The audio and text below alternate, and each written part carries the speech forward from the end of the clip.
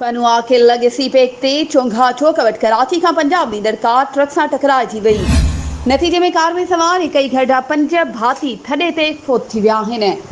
इन हवाले सां वधीक तफ़सील ॾेई रहियो आहे पनुआ मां CN न्यूज़ जो रिपोर्टर अयाज़ झंडीर। जी अयाज़, कहिड़ा तफ़सील आहिनि वाक़े जे हवाले सां मां वटि?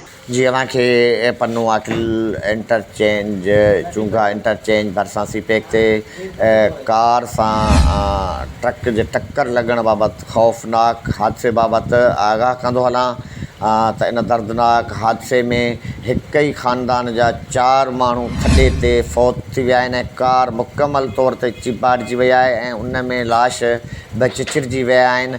उन हवाले सां मूंखे वधीक तफ़सील खां आगाह कंदो हलां त उन हादसे में छिॼण ख़ानदान जा माण्हू जेके कराची में पोरियो कंदा हुआ उहो पंहिंजे ॻोठु रहीम यार ख़ान वञी रहिया हुआ त चूंगा इंटरचेंज सीपेक वटि ट्रक सां कार हादसे में ज़िंदगी जो ॾीओ उझाए वेठा आहिनि।